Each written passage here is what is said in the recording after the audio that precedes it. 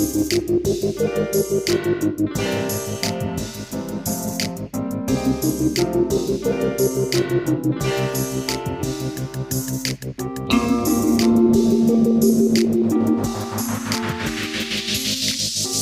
the Mukilteo Football Show. My name is Miles. The Washington Commanders defeat the Detroit Lions 45-31.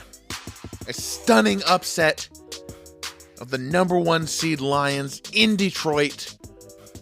A wild atmosphere, and the Commanders just came in there and sustained drives. I mean, the turnovers are a large part of the story of the game, but to me, it was just like, why don't the Commanders ever give up the ball? They just keep the ball forever.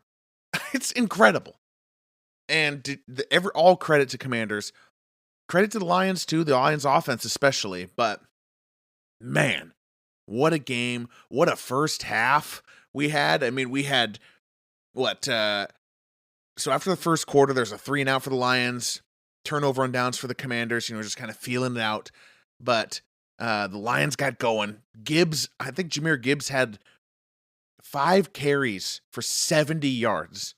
His first 5 carries went for 70 yards. And he had a 23-yard catch in there. So 6 touches, 93 yards for Jahmyr Gibbs. You're thinking, same old story. The Lions will just weather the storm, and they will pull away here. And they score a touchdown. And they're up 7-3, and they look like they're about to score again. And Goff fumbles. And just with the other teams, it seems like Goff just gets the ball back after his mistakes. Not with the Commanders, man. Jaden Daniels, Cliff Kingsbury, Dan Quinn, they just don't give the ball back. I mean, from that fumble, which was inside the red zone, they drove it. 5 minutes, 78-yard touchdown drive, including a 4th down conversion inside the red zone that nobody will remember because it was converted. That could have been a field goal, but it's a touchdown instead. Bill Cowher won't remember that. He only talks about his memory of the game, not the strategy. He remembers the misses, doesn't remember the conversions. Jaden Daniels on absolute fire with these drives. In the first half, they needed offensive firepower. They get 250 yards, including a 58-yard screen touchdown to Terry McLaurin, a huge 42-yard drop in the bucket to Dynamic Brown. Jaden Daniels was on fire. And the Lions were scoring too in the first half. I mean, I think we almost hit the 55.5 over-under in the first half. There was 42 points in the second quarter, as the broadcast kept telling us. That's the most in a quarter in playoff history. That makes sense. That's a lot of points. It was 31-21 going into halftime. And that 10 points, the Commanders up 31-21, that 10 points was solely the fault of Jared Goff. Jared Goff had just one of his goofs, one of Jared goofs. He had the pick 6 that was just a high, unforced error. Perfect time. He had time in the pocket, just threw it over the guy. Was picked and returned for a touchdown. And then in field goal range at the end of the half, chance to make it a 1-possession game, already in field goal range, right, as I said. He forces a throw to Jameson Williams, who was, single covered, but the throw was way behind. Looked like it was to the corner, not to Jameson Williams. That's picked. That's a 10-point difference right there. This is 2018 Super Bowl Jared Goff. This guy does not. I mean, he's a front runner. If you're up 14, Jared Goff is your guy. If you got an elite offensive line and 4 great offensive weapons, Jared Goff is your guy. When you need some grit, you need to win these games with your quarterback, Jared Goff, he's nothing. I mean, remember like the 4 total seasons where Jared Goff was collectively agreed on as absolute crap? We lived 4 full years. Talking about 2016, talking about 2019, 2020, and 2021. 4 full years where we all, including the absolute experts and all the ex-players and all the great voices out there who are so smart, they all said Jared Goff is a below average quarterback. That happened. That happened. And here it is. I mean, you just felt like this wasn't going to work. And the Commanders just kept the ball. They didn't turn it over. The Lions kept turning it over. I think it was 3 total turnovers. The fumble by Goff, the pick 6, the interception at the end of the half. Then the second half starts the way the Lions needed to start. The Commanders punt. Lions drive for a touchdown.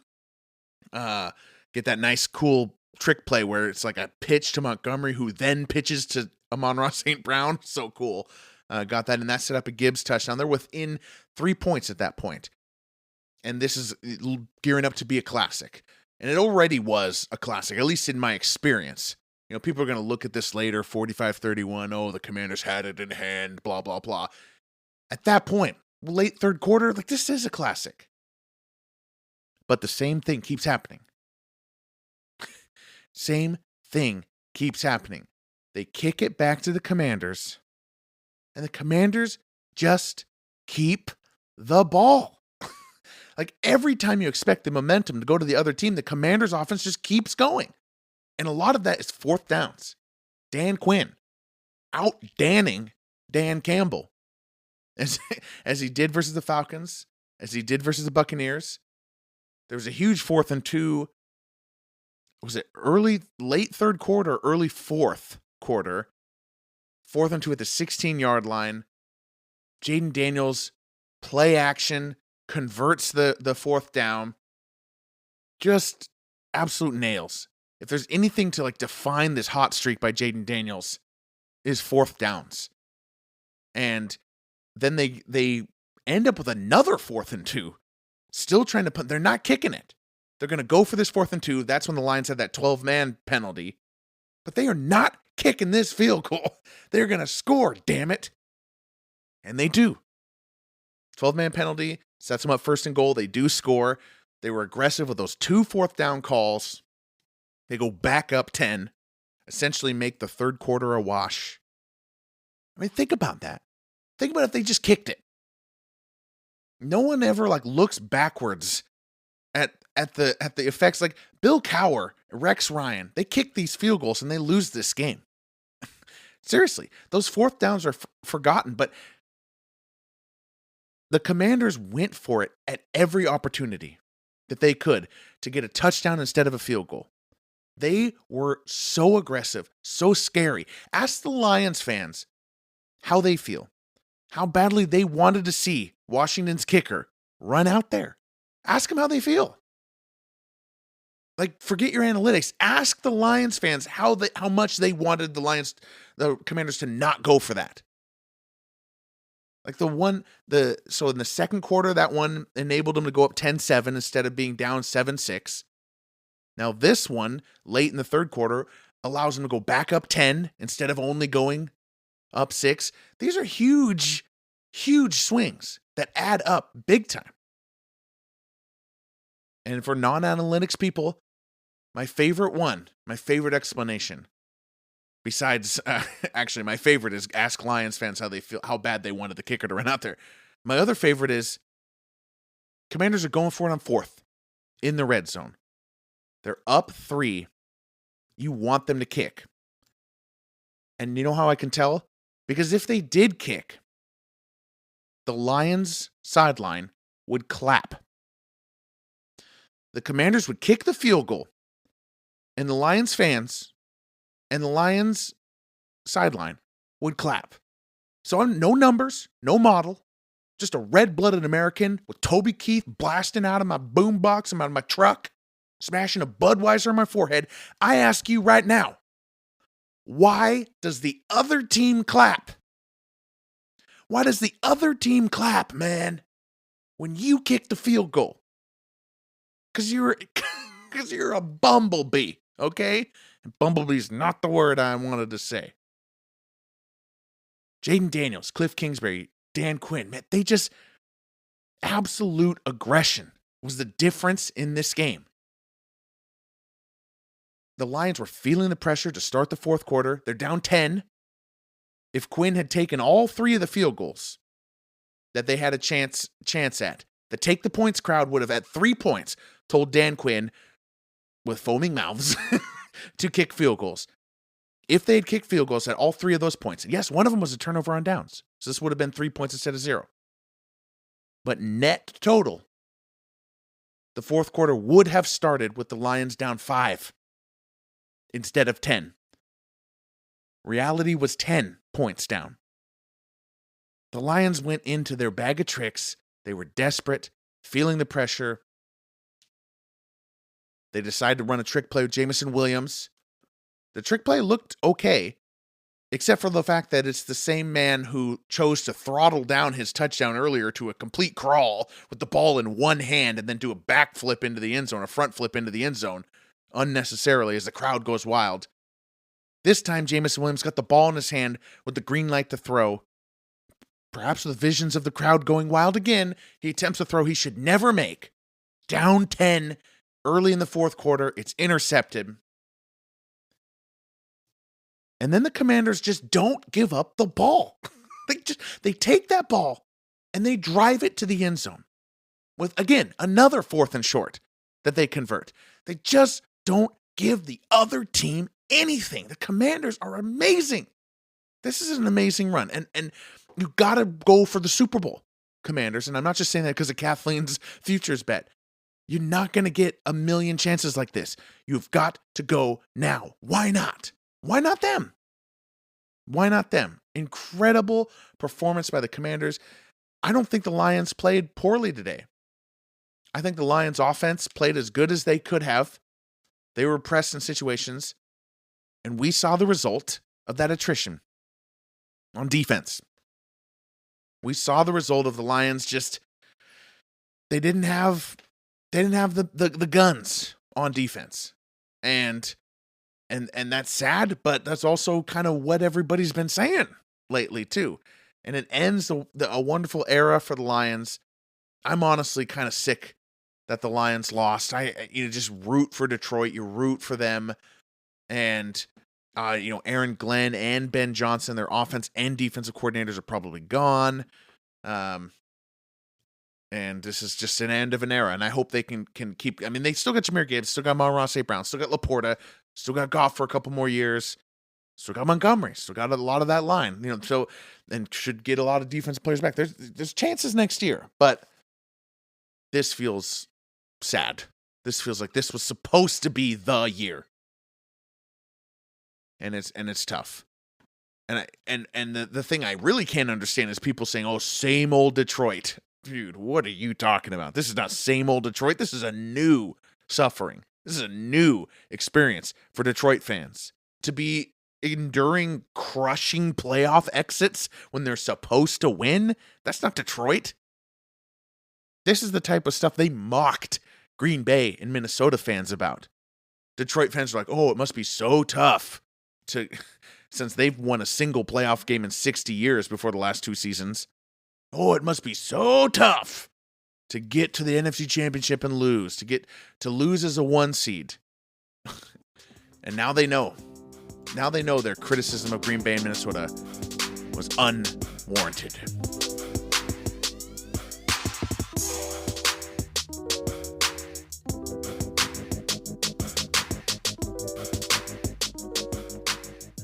All right, there was another game today. Kansas City Chiefs defeated the Houston Texans 23-14 in a game that was a symmetrical, expected, algorithm-appeasing result. I'm still upset about it based on the preview. The Chiefs win their 7th divisional round game in a row, going to their 7th championship game.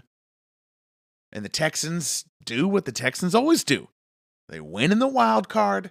They lose in the divisional round. This is their 6th postseason exit in the divisional round. This 1 win in wild card, 1 loss in divisional. They've done it 6 times in 13 years. Basically every other year for the last decade and better part of the next decade. They have 2 losses apiece, 2 to the Ravens, 2 to the Patriots, 2 to the Chiefs. It's so symmetrical, it just pisses me off. This is why I bet against it. And that's actually why I'm pissed off. And the Texans defense played well. CJ Stroud and Nico Collins dealing with injuries, could not put up the points. There was a lot of penalties on the Texans too. Some questionable play calling. Some special teams errors. Some calls that did not go their way. We'll talk about that right at the end here. I bet against the symmetry, against the obvious, and the obvious happened. The Chiefs won, the Texans lost. Blah. Still, I thought there was at least a glimmer of hope. CJ Stroud gutted it out. There was a moment where Texans got the ball to start the second half. They drove 10 minutes of the third quarter to tie the game, quote unquote. Would have been 13-13 if they hadn't missed the extra point. Became 13-12. But then the Chiefs just won. I don't know. As they have all year. Defense, special teams, just key plays when they need it, passing when they need it. They just win ugly. They win on the razor's edge. It's honestly disorienting what the Mahomes Chiefs have become. It should be the Chris Jones Chiefs. It should be the Justin Reed Chiefs. It should be the Nick Bolton Chiefs. Like, what if Marshall Faulk, Isaac Bruce, Kurt Warner, Torrey Holt, what if the greatest show on turf Rams just kept going to Super Bowls except for the offense stopped scoring? What would you think? That is what it feels like with the Chiefs. It's just disorienting, But Mahomes did what he needed to do to keep his elite defense pushing them through Super Bowl caliber playoff runs here. Travis Kelce has his best game of the season so far because, of course, he did. 7 catches, 117 yards. I think he only had one other 100-yard game this whole season, and that one took like 14 receptions. And Kelce scores his 20th postseason touchdown. And that's history. He's now in the 20 playoff touchdown crowd with Emmitt Smith, Thurman Thomas, and Jerry Rice. And he's only 1 behind Smith and Thomas, 2 behind Rice. I mean, he gets 3 touchdowns next weekend. He's the all-time playoff touchdown record holder. And a lot of playoff records don't matter because obviously the number of games varies so much between players. But total touchdowns in the playoffs, that's a big one. Kelce only needs 3 going forward. Pretty crazy. But I think the biggest story about this game right now is the solidification, the consolidation of Chiefs hate and Chiefs anger. And a lot of it is on Mahomes with his flopping, his late hit baiting. I mean, he's walking this fine line that is getting annoying. And I'm annoyed by it too. Like, I mean, he got the questionable roughing the passer call, which converted a backbreaking third down late in the first quarter. And then in the third quarter, he's running the ball and he's just doing a dance and staying up, and he decides to slide once the defenders try to tackle him. And then they get flagged. And yes, they hit each other. And the thing is, the whole internet is talking about they hit each other as if that's the worst part of the call. I feel like I'm taking crazy pills. Yes, they hit each other, blah, blah, blah, blah, blah. The bad part of that play was that Mahomes was just sitting there in the open field, chopping his feet, waiting for the defender to make a move to tackle him, and then he decides to slide and gets this personal foul. It's absolute bullshit. Sorry, bull crap. And then there was the even worse no call. The no call was good by the refs, but there was a worse move by Mahomes, a villain move.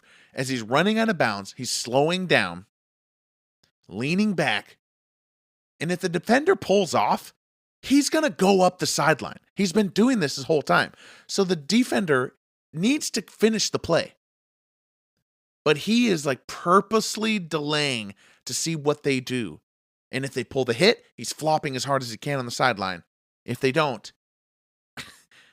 he's blowing past them. And people are saying, he's got such great legs. Remember the Titans AFC Championship in 2021? What was that, 2020? No one should ever forget that play. The Titans thought he was going out of bounds. Because he was going out of bounds. He's a little sneaky. And people are sick of the Chiefs. People are sick of Mahomes. People are sick of Travis Kelce. When I posted at my work, water cooler talk, everyone said they're rooting for the Bills and the Lions. Obviously, the Lions are out now. And not the Chiefs. Everyone. Hey, that's what you get when you're back-to-back champs. So we'll see. They'll go into the AFC Championship now. My favorite stat about that, of course, and my consolation is that this continues the legend of the 2018 AFC Championship, which will theoretically bridge 2 decades of championships together because the Patriots are on their 9th in a row, while the Chiefs were on their first of now 7 championships. And that's incredible, by the way. That's incredible. Don't ever take that type of thing for granted. Don't ever take that for granted. Enjoy the stars while you have them. That's playoff football, baby. Okay, we'll be back. We'll be back for the 2 good games tomorrow. Rams, Eagles, and of course, Lamar, Josh Allen, Ravens, Bills. My name is Miles. Have a good Saturday night. Bye.